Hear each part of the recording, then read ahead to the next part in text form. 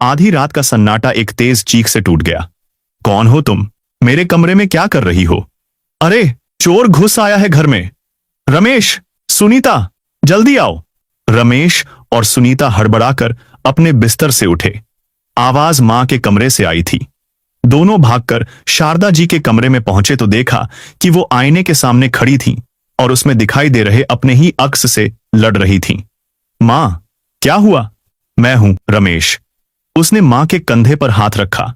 शारदा जी कांपती हुई उंगली से आईने की ओर इशारा करते हुए बोली, रमेश, देख, यह औरत कौन है? बिल्कुल मेरे जैसे कपड़े पहने हैं और चेहरा भी। निकाल बाहर कर इसे। यह कहते कहते उनकी आंखों में डर और बेबसी एक साथ तैर गई। चौखट पर खड़ी सुनीता ने एक गहरी थकी हुई सांस भरी। यह रोज का तमाशा था। मां जी, वो आप ही हैं। आईने में खुद को देख रही हैं। चुप कर, तू मुझसे झूठ बोलती है। शारदा जी गुस्से में पलटी। उनकी धुंधली आंखें सुनीता पर टिक गईं। ये मैं नहीं हूं। ये कोई और है जो मेरा घर, मेरा कमरा, सब कुछ छीनना चाहती है। निकाल इसे बाहर अभी। सुनीता सही कह रही है मां। सामने आईना है और उसमें आप ही दिखाई दे रही हैं। अब चलिए, सो जाइए, रात बहुत हो गई है, रमेश ने कहा। उसकी आवाज में कोई हमदर्दी नहीं थी, बस रोज रोज के इस तमाशे से उपजी थकान थी। रमेश ने मां को सहारा देकर बिस्तर पर लिटाया, पानी पिलाया और धीरे से उनका सिर तकिए पर रखा।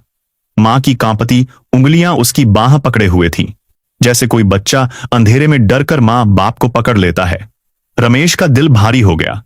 यह वही मां थी जिसने उसे पाला पोसा था, लेकिन आज वह खुद बच्चे जैसी असहाय हो गई थी।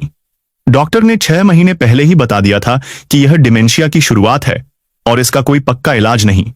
उस समय तो रमेश और सुनीता दोनों को चिंता होती थी, लेकिन धीरे धीरे यह चिंता एक गहरी झुंझलाहट में बदल गई। हर रोज एक नया तमाशा। कभी शारदा जी खाना खाकर भूल जाती और दोबारा मांगती, तो कभी अपने ही कमरे का रास्ता भूल जाती। कभी कभी तो सुनीता को अपनी सास समझकर उस पर भड़क पड़ती थीं। मां, अभी तो खाना खाया था आपने? सुनीता थकी आवाज में कहती। नहीं तो, शारदा जी मासूमियत से जवाब देती। आज तो तुमने मुझे खाना ही नहीं दिया। रमेश आएगा तो कहूंगी अपनी मां को भूखा रखती हो। रमेश जब ऑफिस से घर आता तो घर का हाल देखकर सिर पकड़कर बैठ जाता। वह मां से प्यार करता था, लेकिन उनकी यह हालत उसे असहाय और क्रोधित बना देती थी। उसे लगता था जैसे वह एक ऐसी नाव में फंस गया है जिसका कोई किनारा नहीं। वह मां की देखभाल करना चाहता था, पर रोज रोज की इन बातों से वह और सुनीता दोनों थक चुके थे। मां को सुलाते सुलाते ये सारी बातें रमेश के दिमाग में घूम रही थीं। जब उसने मां की पलकें बंद होते देखी तो धीरे से उठा और बत्ती बंद करके बाहर आ गया। अपने कमरे में लौटा तो देखा सुनीता बिस्तर पर बैठी उसी का इंतजार कर रही थी। उसकी आंखों में नींद नहीं, बल्कि वही झुंझलाहट और गुस्सा था, उस घटना से जो अभी अभी शारदा जी के कमरे में घटी थी। सो गईं? सुनीता ने सपाट आवाज में पूछा। रमेश ने बिना कुछ कहे बस सिर हिला दिया और बिस्तर के कोने पर बैठ गया। उसके कंधों पर दिन भर की थकान और अब इस रोज रोज के तमाशे का बोझ दिख रहा था। कब तक चलेगा यह सब, रमेश? सुनीता की आवाज में अब कड़वाहट घुल गई थी। आज तो हद ही हो गई। कल को हमें ही नहीं पहचानेंगी और हमें भी देखकर चोर चोर चिल्लाएंगी, तो मोहल्ले में क्या इज्जत रह जाएगी हमारी? रमेश खामोश रहा। मैं कुछ कह रही हूं तुमसे। सुनीता उसके करीब खिसक आई। उसकी आवाज अब धीमी हो गई थी। आज शाम को शर्मा आंटी मिली थी। बता रही थी कि उनके किसी दूर के रिश्तेदार के साथ भी ऐसा ही हुआ था। उनकी मां को कुछ याद नहीं रहता था और किसी धोखेबाज ने बहला फुसलाकर उनकी करोड़ों की जमीन अपने नाम करवा ली। बाद में बेचारों को बहुत भाग दौड़ करनी पड़ी। रमेश उठकर बैठ गया। क्या मतलब है तुम्हारा? मतलब साफ है जी। सुनीता ने अब अपना असली पत्ता खोला।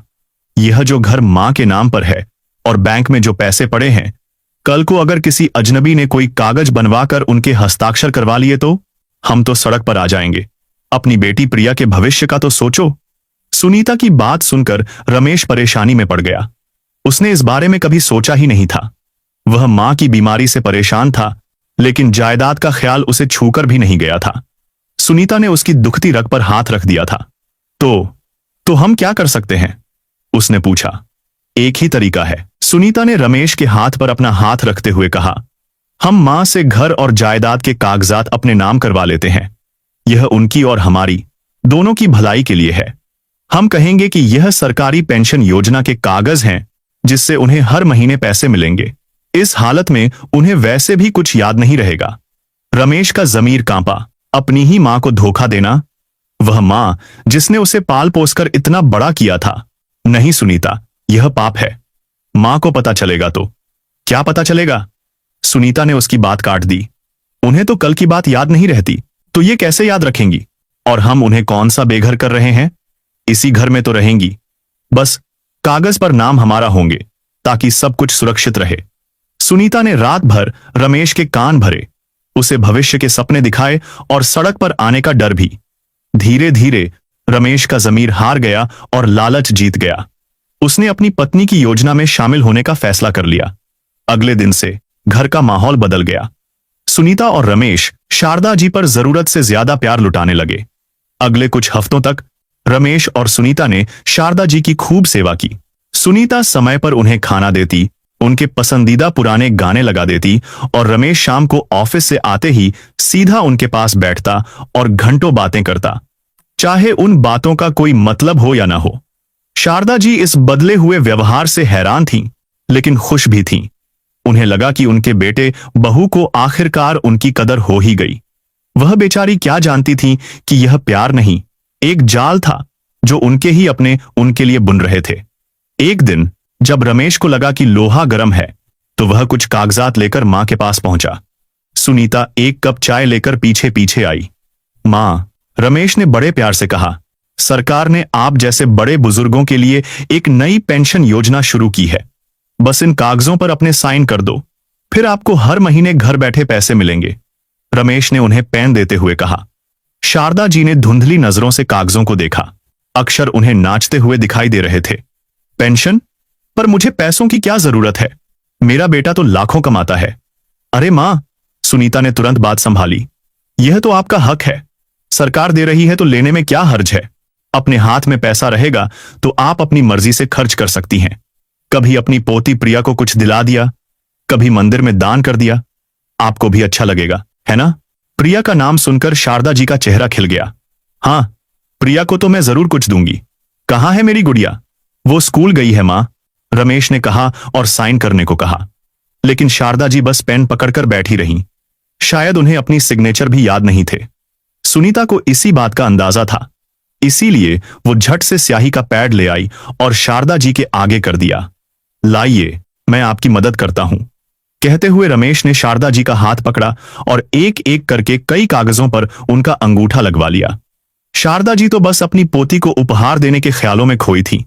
उन्हें क्या पता था कि वह अनजाने में अपने ही घर, अपनी जमीन और अपनी बची खुची जमा पूंजी से बेदखल होने के दस्तावेजों पर निशान लगा रही थी। जिस वक्त शारदा जी का अंगूठा उन कागजों पर लग रहा था, सुनीता की आंखों में एक चमक थी और रमेश की नजरें झुकी हुई थीं। उसका दिल जोर जोर से धड़क रहा था, जैसे वह खुद को बता रहा हो कि वह जो कर रहा है सही कर रहा है, अपने परिवार के भविष्य के लिए कर रहा है। लेकिन उसके अंदर कहीं एक आवाज कह रही थी कि उसने आज अपनी मां का विश्वास तोड़ा है, एक ऐसा पाप किया है जिसकी माफी शायद कहीं नहीं है। कागजों पर अंगूठा लगने और प्रॉपर्टी के कानूनी तौर पर रमेश के नाम होने में कुछ हफ्ते लगे। जैसे ही रजिस्ट्री का काम पूरा हुआ, घर का माहौल एक बार फिर बदल गया, लेकिन इस बार बद से बदतर हो गया। रमेश और सुनीता का प्यार का नकाब उतर चुका था और उनके असली चेहरे सामने आ गए थे। अब सुनीता शारदा जी को समय पर खाना नहीं देती। अगर वह मांगती तो जवाब मिलता, अभी तो खाया था, भूल गई क्या? आपकी इस भूलने की बीमारी ने तो हमें पागल कर दिया है। रमेश भी अब मां के कमरे में नहीं जाता। अगर शारदा जी कभी हॉल में आ जाती तो वह मुंह फेर लेता या अखबार में मुंह छिपा लेता। शारदा जी को यह बदलाव महसूस तो होता था, लेकिन वह समझ नहीं पाती थी कि ऐसा क्यों हो रहा है। वह अपनी धुंधली यादों में टटोलती कि क्या उनसे कोई गलती हो गई है। वह अक्सर रोती रहती, लेकिन उनके आंसू पोंछने वाला अब कोई नहीं था। उनकी पोती प्रिया ही थी जो कभी कभी छिपकर अपनी दादी के पास आ जाती और उनसे प्यार भरी बातें करती। एक रात खाने की मेज पर सुनीता ने फिर से वही मुद्दा छेड़ा, रमेश, अब और नहीं सहा जाता। मां को किसी अच्छे से ओल्ड एज होम में भर्ती करा देते हैं। रमेश स्तब्ध रह गया। क्या बकवास कर रही हो सुनीता? वो मेरी माँ है और मैं तुम्हारी पत्नी हूं। सुनीता चीख पड़ी। याद है या भूल गए? पूरे घर में बस अपनी माँ की ही चिंता है तुम्हें। मैं क्या हूं, नौकरानी? उस रात से घर में रोज झगड़े होने लगे। सुनीता रोज रमेश को ताने मारती। तुम्हारी माँ की वजह से प्रिया के दोस्तों ने भी घर आना बंद कर दिया है। सब लोग हंसते हैं हम पर। रमेश उसकी बातें सुनकर चुप रह जाता।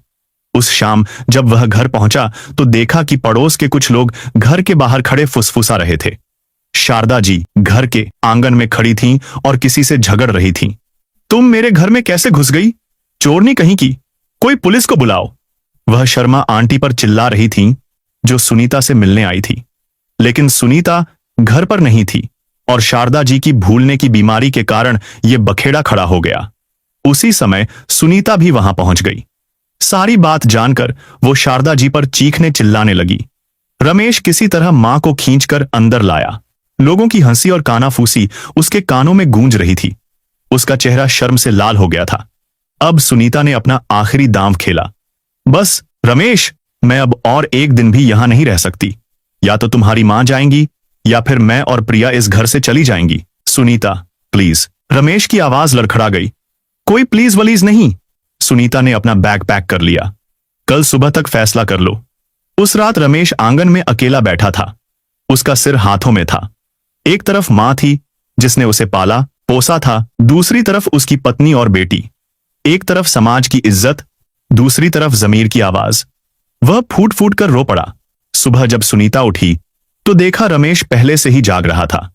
उसकी आंखें सूजी हुई थीं, चेहरा पीला पड़ा हुआ था।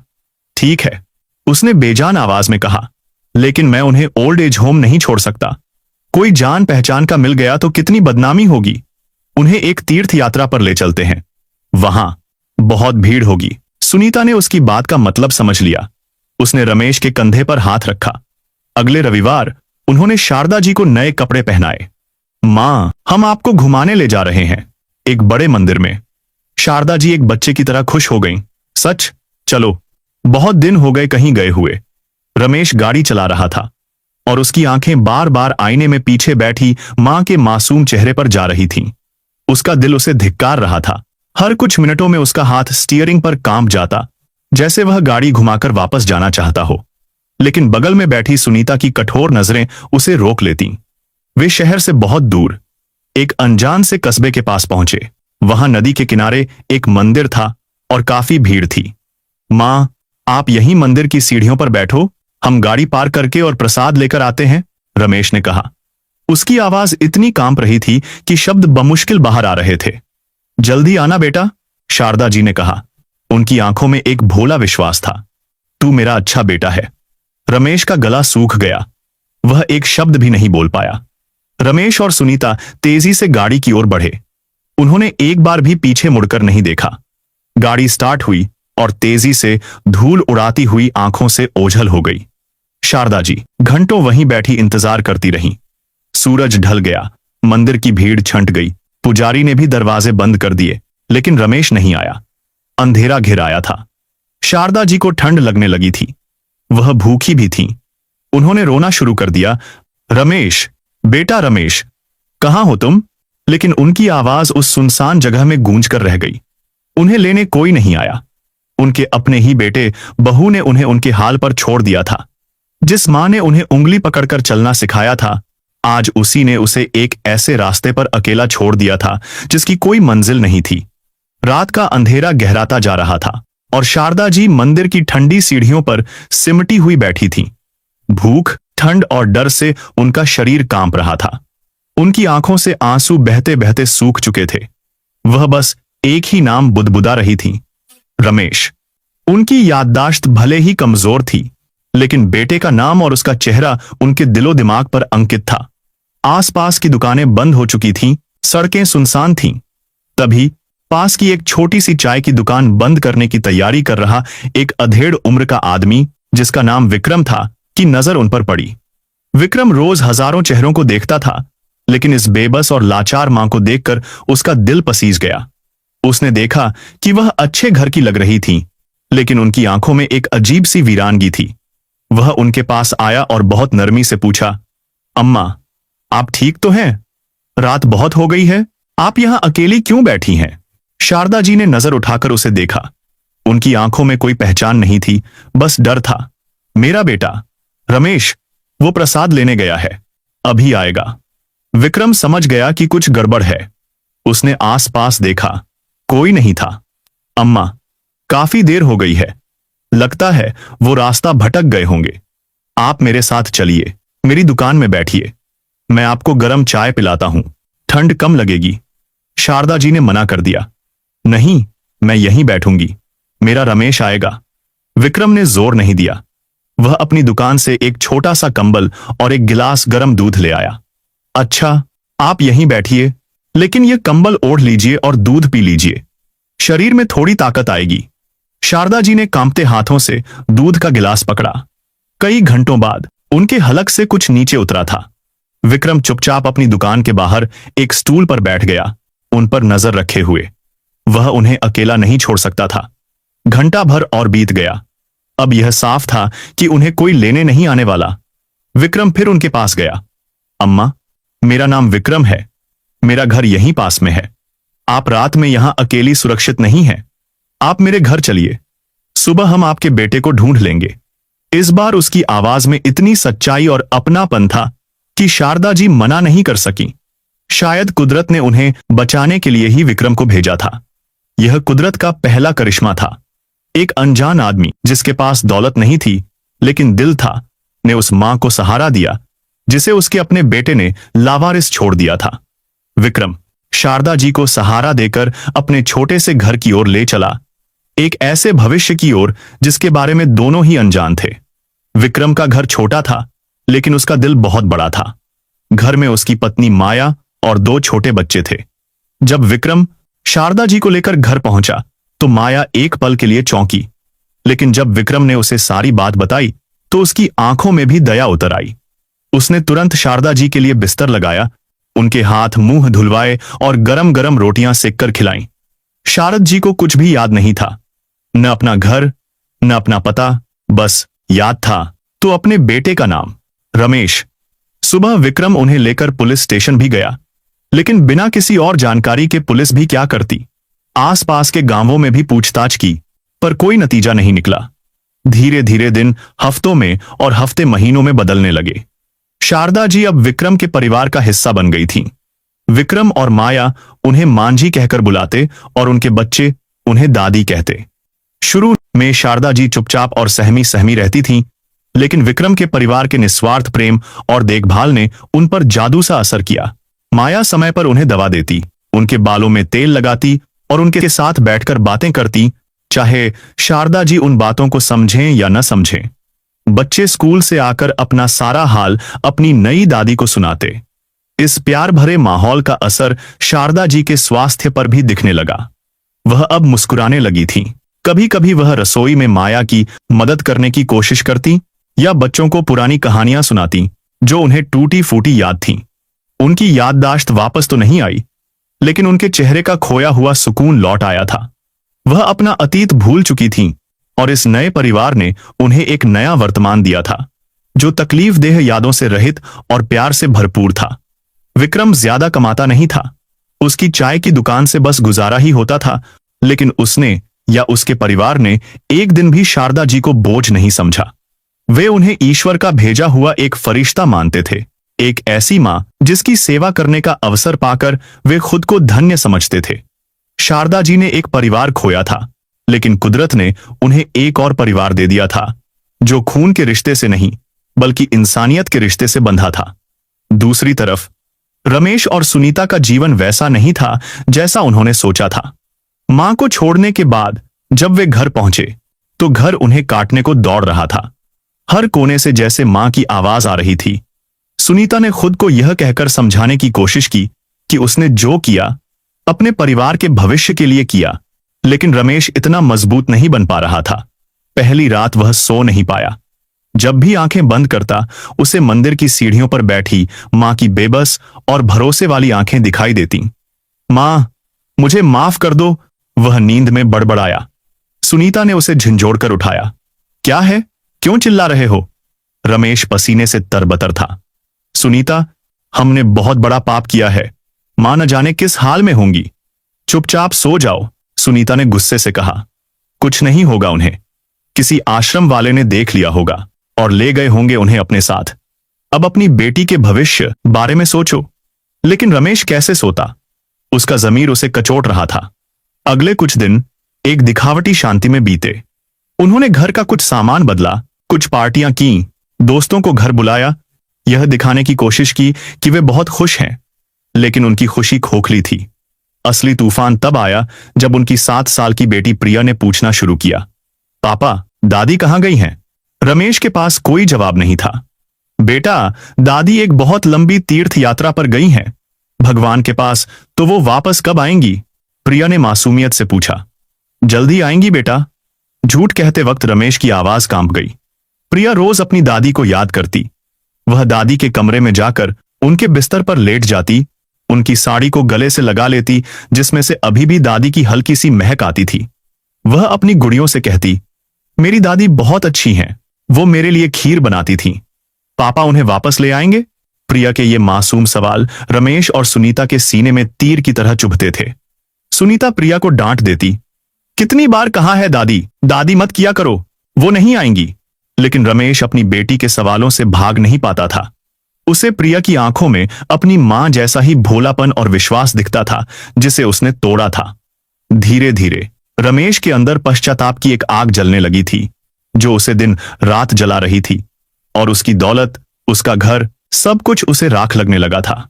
रमेश और सुनीता ने जिस सुख और शांति के लिए अपनी मां को घर से निकाला था, वह सुख उनसे कोसों दूर था। बड़ा घर, बैंक में पैसा, सब कुछ था, लेकिन घर में सुकून नहीं था। घर की दीवारें उन्हें घूरती हुई महसूस होती। शारदा जी की गैर मौजूदगी उनकी मौजूदगी से ज्यादा भारी साबित हो रही थी। रमेश अब देर रात तक घर लौटने लगा। वह ऑफिस के बाद दोस्तों के साथ शराब पीने लगा ताकि घर आकर उसे मां का ख्याल न सताए। लेकिन नशा उतरते ही अपराध बोध उसे और भी ज्यादा जकड़ लेता। सुनीता ने खुद को शॉपिंग और किटी पार्टियों में व्यस्त रखने की कोशिश की, लेकिन जब वह नई साड़ियां और गहने पहनकर आईने के सामने खड़ी होती तो उसे अपनी सास का चेहरा याद आ जाता जो हमेशा कम में भी खुश रहती थी। दोनों के बीच अब छोटी छोटी बातों पर झगड़े होने लगे। सब तुम्हारी वजह से हुआ है। रमेश एक रात नशे में चिल्लाया, तुम्ही ने मेरे कान भरे थे, मैंने अपनी मां को सड़क पर ला दिया, तो क्या मैं अकेली जिम्मेदार हूं? सुनीता भी चीखी, अंगूठा आपने लगवाया था, गाड़ी में उन्हें बिठाकर आप ले गए थे, मैंने तो बस प्रिया के भविष्य की बात की थी। अगर तुम इतने ही श्रवण कुमार थे तो मना कर देते। उनके झगड़े अब रोज की बात हो गए थे। प्रिया सहमी हुई अपने कमरे में दुबकी रहती। जिस घर में कभी उसकी दादी की हंसी गूंजती थी, वहां अब सिर्फ चीखें और सन्नाटा था। रमेश को अपने कारोबार में भी नुकसान होने लगा। उसके कुछ बड़े सौदे हाथ से निकल गए। उसे लगने लगा कि यह मां की बद्दुआओं का असर है और यह कुदरत का इंसाफ है। एक दिन वह शारदा जी के संदूक को खोलकर बैठा। उसमें उनके कुछ पुराने खत, शादी का जोड़ा और रमेश के बचपन के कुछ खिलौने रखे थे। एक छोटी सी डायरी भी थी जिसमें शारदा जी ने रमेश के जन्म से लेकर उसकी पढ़ाई तक की छोटी छोटी बातें लिखी थीं। आज मुन्ना पहली बार बोला, मां। आज मुन्ना ने पहला कदम रखा। आज मुन्ना को स्कूल में पहला इनाम मिला। मेरा सीना गर्व से चौड़ा हो गया। रमेश उन पन्नों को पढ़ता गया और उसकी आंखों से आंसू बहते रहे। यह दौलत, यह घर, सब कुछ कितना खोखला और बेमानी लग रहा था। उसने अपनी जिंदगी की सबसे कीमती चीज, अपनी मां का प्यार और आशीर्वाद, चंद कागज के टुकड़ों के लिए बेच दिया था। उसे एहसास हुआ कि उसने घर नहीं, अपना स्वर्ग गंवा दिया है। उसी रात उसने फैसला किया कि वह अपनी मां को ढूंढकर वापस लाएगा, चाहे इसके लिए उसे अपनी पूरी जायदाद ही क्यों न बेचनी पड़े। रमेश का फैसला पक्का था। अगली सुबह उसने सुनीता से कहा, मैं मां को ढूंढने जा रहा हूं, मैं उन्हें वापस लेकर आऊंगा। सुनीता ने पहले तो विरोध किया, पागल हो गए हो, कहां ढूंढोगे? और अगर मिल भी गई तो लोगों को क्या जवाब देंगे? कहेंगे कि हम इतने बुरे हैं कि अपनी मां को संभाल नहीं सके। लोग जो चाहे सोचें। सुनीता, रमेश की आवाज में अब एक दृढ़ता थी, मैं अब और इस बोझ के साथ नहीं जी सकता। अगर तुम साथ नहीं देना चाहती तो मत दो, मैं अकेला ही जाऊंगा। रमेश की आंखों में पश्चाताप और दृढ़ संकल्प देखकर सुनीता भी नरम पड़ गई।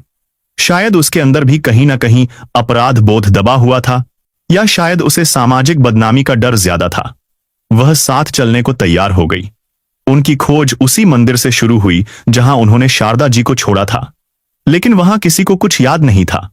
उस दिन हजारों लोग आए थे। कौन किस पर ध्यान देता है? वहां से निराश होकर उन्होंने आसपास के गांवों, शहर के वृद्धाश्रमों और धर्मशालाओं में पूछना शुरू किया। वे हर आश्रम में शारदा जी की तस्वीर दिखाते। क्या आपने इस औरत को देखा है?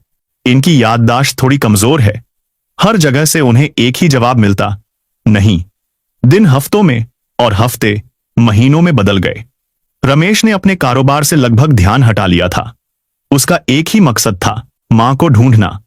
वे हर उस शहर गए जहां कोई लावारिस बुजुर्ग मिलने की खबर आती। वे अस्पतालों के चक्कर काटते, पुलिस थानों में जाते। उन्होंने अखबारों में गुमशुदगी के इश्तिहार भी दिए, लेकिन कोई नतीजा नहीं निकला। इस खोज ने उन्हें तोड़कर रख दिया था। मां को ढूंढने में खर्च भी बहुत ज्यादा हो रहा था। सुनीता की झुंझलाहट अब थकान और निराशा में बदल चुकी थी। छोड़िए भी, अब वो नहीं मिलेंगी। मान लीजिए कि चुप रहो सुनीता, रमेश चीख पड़ता। जब तक मैं मां को ढूंढ नहीं लेता, मैं हार नहीं मानूंगा। इस भाग दौड़ में उन्हें एहसास हो रहा था कि उन्होंने क्या खो दिया है। वे आश्रमों में दूसरे बुजुर्गों की दर्द भरी कहानियां सुनते, जिन्हें उनके बच्चों ने छोड़ दिया था, और उनका अपना अपराध बोध और भी गहरा हो जाता। उन्हें पता चल रहा था कि मां का साया क्या होता है, और उसके बिना घर और जीवन कितना वीरान हो जाता है। यह खोज सिर्फ मां की नहीं थी, यह उनके अपने खोए हुए जमीर की, अपनी इंसानियत की खोज भी थी। लेकिन मंजिल अभी बहुत दूर थी। देखते देखते 5 साल गुजर गए।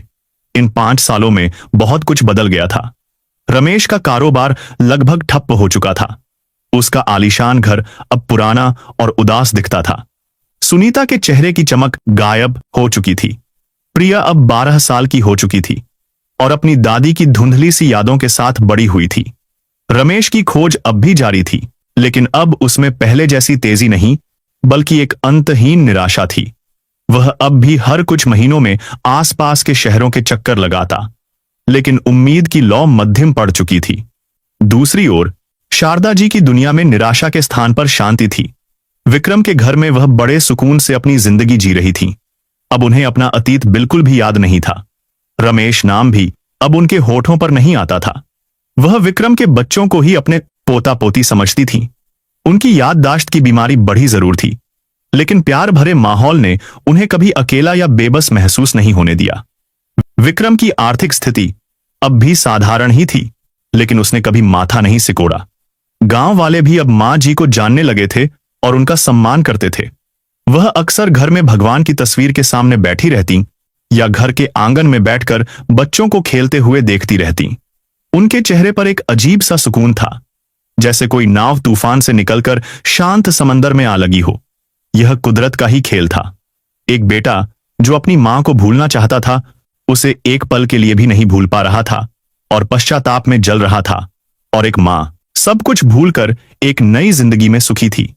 रमेश ने अपनी मां को भौतिक रूप से दूर किया था, लेकिन कुदरत ने उसे मानसिक रूप से अपनी मां के और करीब ला दिया था, दर्द और अपराध बोध के जरिए।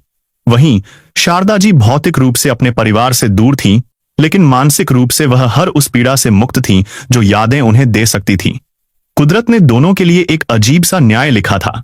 एक दिन विक्रम के गांव में कुछ पत्रकार आए। वे शहर के एक स्थानीय अखबार के लिए उन गुमनाम नायकों पर एक आर्टिकल लिख रहे थे जो चुपचाप समाज की सेवा करते हैं, लेकिन जिनका जिक्र कहीं नहीं किया जाता।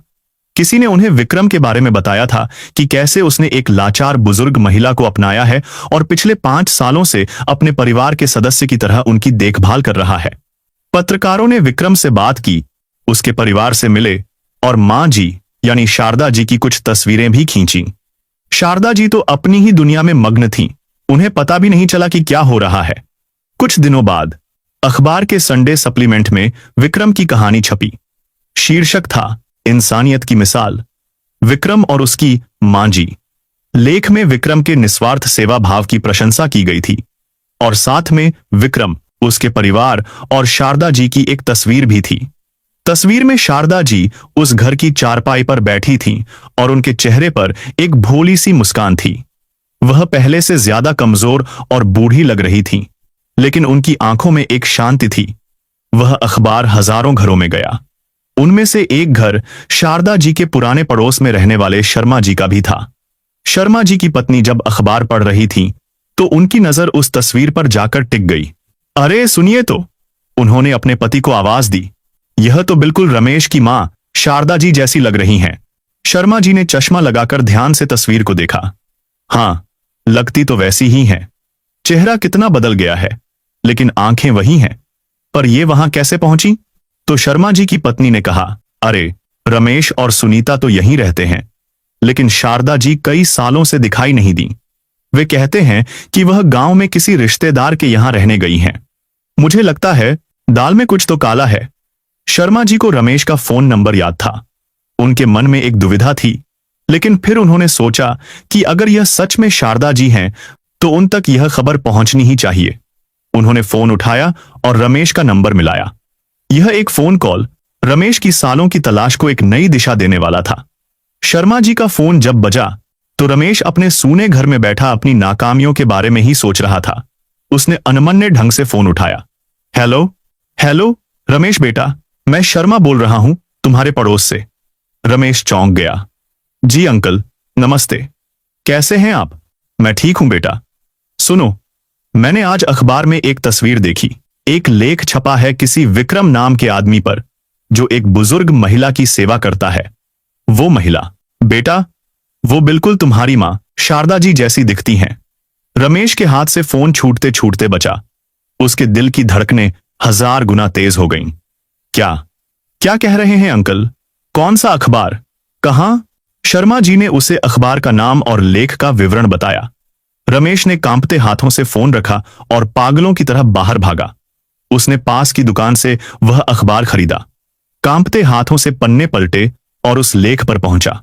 और वहां एक धुंधली सी तस्वीर में उसकी मां थी। वह बूढ़ी हो गई थी, कमजोर लग रही थी, लेकिन वह आंखें, वह चेहरा, वह उसकी मां ही थी। रमेश वहीं सड़क के किनारे घुटनों के बल बैठ गया। उसकी आंखों से आंसू बहने लगे।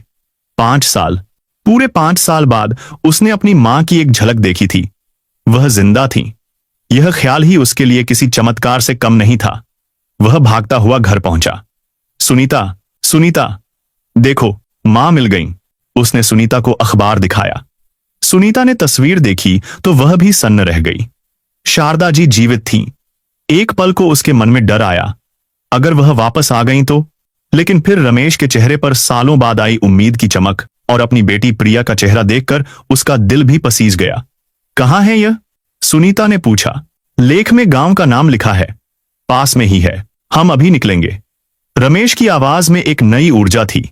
सालों की निराशा के बाद आज उसे उम्मीद की एक किरण दिखाई दी थी। उसने तुरंत अपनी कार की चाबियां उठाईं, प्रिया को तैयार किया और बिना एक पल गंवाए उस गांव की ओर निकल पड़ा जहां उसकी खोई हुई जन्नत उसका इंतजार कर रही थी। गाड़ी जब उस छोटे से गांव की धूल भरी सड़कों पर पहुंची तो रमेश का दिल जोर जोर से धड़क रहा था। अखबार में दिए गए पते के सहारे वे विक्रम के घर तक पहुंच ही गए। एक छोटा लेकिन साफ सुथरा घर। आंगन में कुछ बच्चे खेल रहे थे। रमेश ने गाड़ी रोकी और हिचकिचाते हुए दरवाजे पर दस्तक दी। विक्रम बाहर आया। जी, कहिए। रमेश की जुबान लड़खड़ा रही थी। उसने अखबार की कटिंग आगे कर दी। मैं इस तस्वीर में जो महिला है उनका बेटा हूं। मेरा नाम रमेश है। विक्रम के चेहरे के भाव बदल गए। उसने रमेश को ऊपर से नीचे तक देखा। 5 साल से वह इस दिन का इंतजार भी कर रहा था और इस दिन से डर भी रहा था। आप अब आए हैं? उसकी आवाज में गुस्सा नहीं बल्कि एक गहरी उदासी थी। मुझे माफ कर दीजिए, रमेश हाथ जोड़कर बोला। मैं जानता हूं मैंने पाप किया है। मैं 5 साल से उन्हें ढूंढ रहा हूं। मेरी मां कहां है? मैं बस एक बार उनसे मिलना चाहता हूं। विक्रम कुछ देर चुप रहा, फिर उसने घर के अंदर की ओर इशारा किया। मां जी अंदर हैं। रमेश, सुनीता और प्रिया धीरे धीरे अंदर गए। आंगन में एक चारपाई पर शारदा जी बैठी थी। वह आसमान में उड़ते पंछियों को देख रही थी और मुस्कुरा रही थी। उनका चेहरा झुर्रियों से भर गया था, बाल पूरी तरह सफेद हो चुके थे। मां कहते हुए रमेश रो पड़ा। वह दौड़कर उनके पैरों में गिर गया। मां, मुझे माफ कर दो। मैं आ गया मां, मैं तुम्हें लेने आया हूं। शारदा जी ने चौंक कर नीचे देखा। उनकी आंखों में कोई पहचान नहीं थी। उन्होंने रमेश को ऐसे देखा जैसे किसी अनजान आदमी को देख रही हो। उन्होंने डरकर अपने पैर पीछे खींच लिए। कौन हो तुम? हट जाओ यहां से। मेरे पैरों में क्यों बैठे हो? रमेश ने सिर उठाकर उनकी आंखों में देखा। उन आंखों में अपने बेटे के लिए कोई प्यार, कोई पहचान नहीं थी। मां, मैं रमेश हूं, तुम्हारा बेटा। रमेश? शारदा जी ने नाम दोहराया जैसे कोई अनसुना शब्द हो। मैं नहीं जानती किसी रमेश को। मेरा कोई बेटा नहीं है। विक्रम, देखो यह कौन है? यह मुझे परेशान कर रहा है। यह सुनते ही रमेश पर जैसे बिजली गिर गई। वह जिस मां के लिए तड़प रहा था वह उसके सामने थी, लेकिन उसे पहचान नहीं रही थी। सुनीता भी दरवाजे पर खड़ी पत्थर बन गई थी। यह सजा थी, यह कुदरत का इंसाफ था। उन्होंने मां को अपनी दुनिया से निकाल दिया था और अब मां ने उन्हें अपनी यादों से निकाल दिया था। रमेश वहीं जमीन पर बैठकर बच्चों की तरह फूट फूट कर रोने लगा। रमेश जमीन पर बिखरा हुआ रो रहा था और शारदा जी उसे एक अजनबी की तरह देख रही थी। सुनीता जड़वत खड़ी थी। उसे समझ नहीं आ रहा था कि वह क्या करे। तभी प्रिया, जो अब तक सहमी हुई अपने माता पिता के पीछे खड़ी थी, आगे बढ़ी। वह धीरे धीरे चारपाई के पास गई। दादी, प्रिया ने कांपती हुई आवाज में कहा। शारदा जी ने उस 12 साल की लड़की की ओर देखा। उनकी नजरें प्रिया के चेहरे पर टिक गईं। प्रिया ने आगे बढ़कर धीरे से शारदा जी का हाथ पकड़ा और उनकी गोद में सिर रख लिया। वह भी रोने लगी। दादी, मैं प्रिया हूं, आपकी प्रिया। आप मुझे भूल गईं? आप मेरे लिए खीर बनाती थीं, मुझे कहानियां सुनाती थीं। प्रिया के आंसू शारदा जी के हाथों पर गिर रहे थे।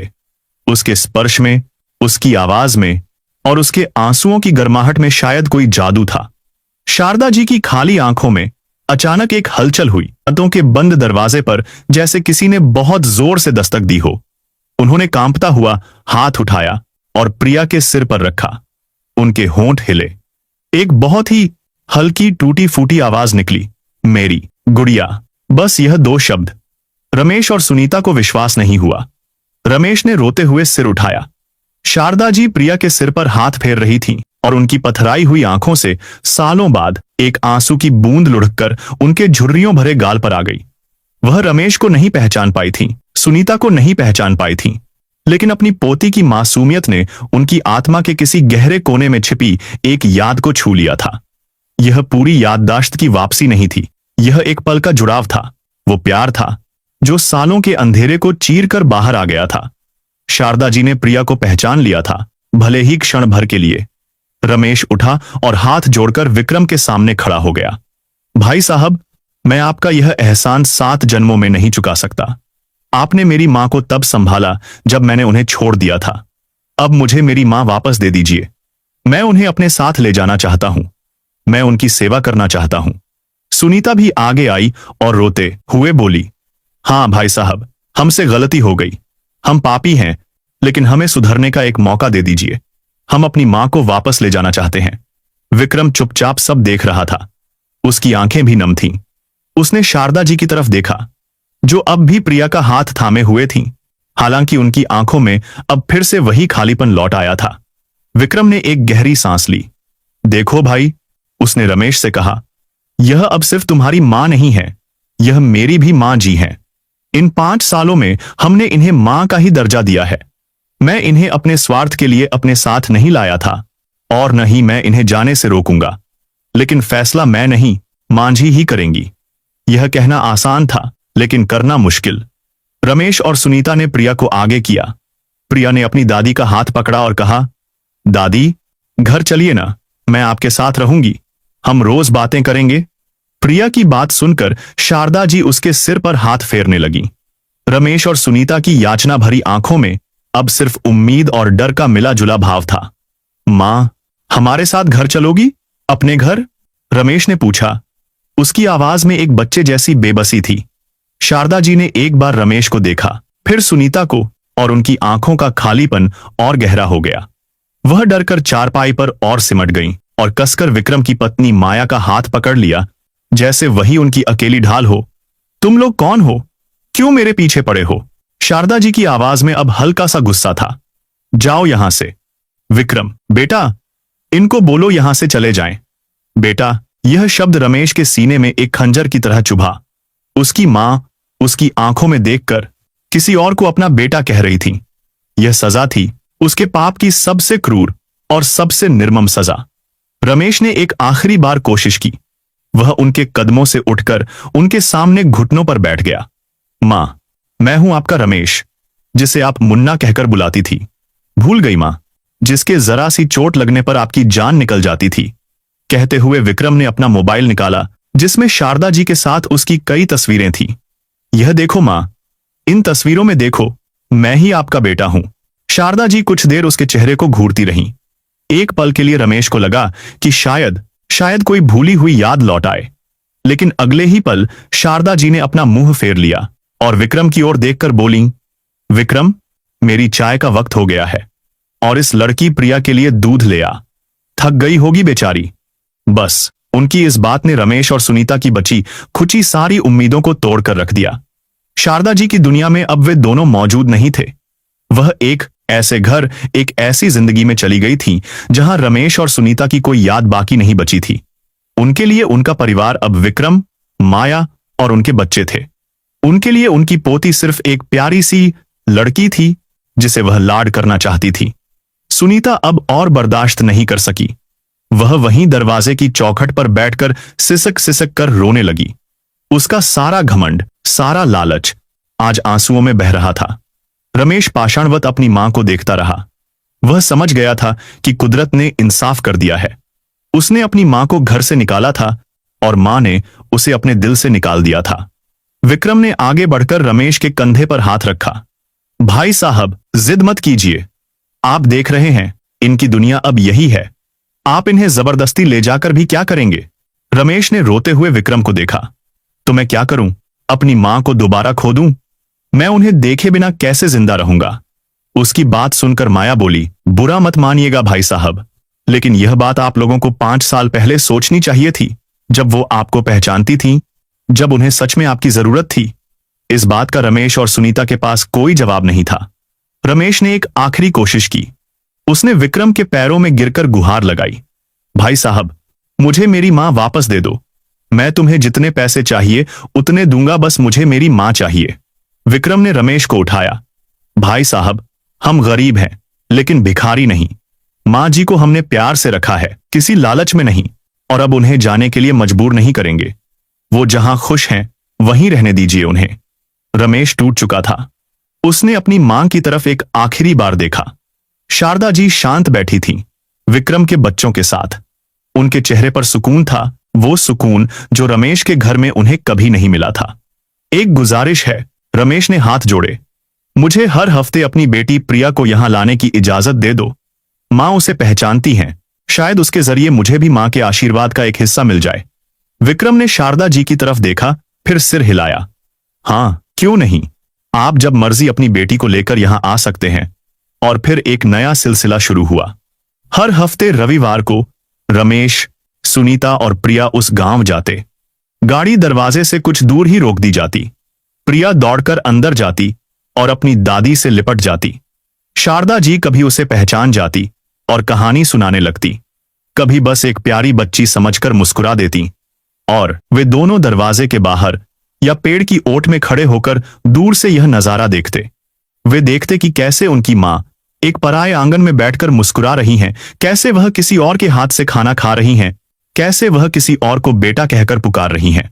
हर बार यह दृश्य उनके दिल को चीर देता और हर बार उनकी आंखों से पश्चाताप के आंसू बह निकलते।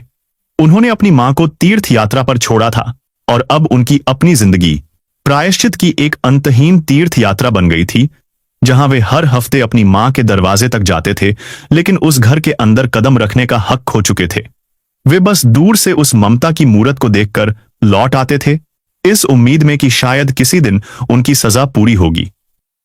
तो दोस्तों, आपको क्या लगता है, शारदा जी को वापस ना भेजकर क्या विक्रम ने सही किया?